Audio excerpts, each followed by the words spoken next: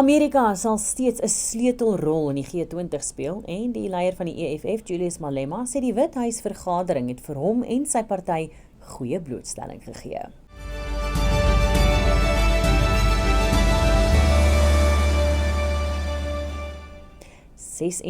Mei, baie welkom by die Afrikaanse nuus. President Cyril Ramaphosa sê sy Amerikaanse eweknie Donald Trump het ingestem dat Amerika steeds 'n sleutelrol in die G20 moet speel. Dit sluit die bywoning van die G20 leiersberaad later vanjaar in Johannesburg in. Ramaphosa het in sy weeklikse nuusbrief geskryf dat die hoofdoel van sy span se besoek verlede week aan Amerika was om sy strategiese ekonomiese vennootskap met Amerika, wat die land se tweede grootste handelsvennoot is, te laat herleef.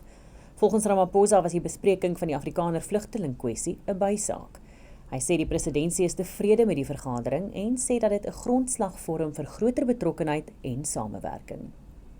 Intussen sê die EFF-leier Julius Malema dat die aandag wat hy verlede week van die Withuis ontvang het, die party se steun verbeter het in aanloop tot die komende plaaslike regeringsverkiesing. Malema het tydens 'n veldtog in aanloop tot Woensdag se tussenverkiesing in wijk 16 in die Mgwate plaaslike munisipaliteit in die Vrystaat opgetree. Hy het aan joernaliste gesê dat ten spyte van teenstanders en die media wat sê die party is besig om uit te sterf, die EFF steeds relevant is, aangesien daar in die Withuis oor die party gepraat is.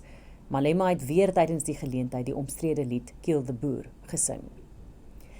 Die DA in Gauteng sê hy eis 'n hersiening van veiligheidskoste by die provinsie se openbare hospitale vir die afgelope 3 jaar van R655 miljoen tot meer as R2,5 miljard gestyg het. Volgens die DA se woordvoerder oor gesondheidsake in Gauteng, Jack Bloom, kon die geld beter bestee word aan noodsaaklike gesondheidsorg.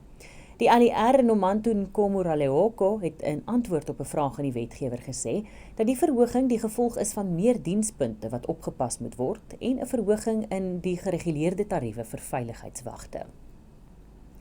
Die burgerregteorganisasie AfriForum sê hy het insitte ingedien op die Tshwane Metro se konsep geïntegreerde ontwikkelingsplan vir die 2025-2026 boekjaar, waarin die burgerregteorganisasie sy kommer laat hoor het oor die toestand van munisipale infrastruktuur, onvoldoende dienslewering en onbillike tariefverhogings. AfriForum se distrikskoördineerder vir Groter Pretoria Noord, Llewellyn Hemmens, sê die organisasie het terselfdertyd oplossings voorgestel en weer gesê dat hy bereid is om saam met die metro te werk om oplossings vir hierdie probleme te vind. Hy sê inwoners moet daagliks met gebarste pype, donker strate, vuil parke en onwettige stortingsterreine saamleef.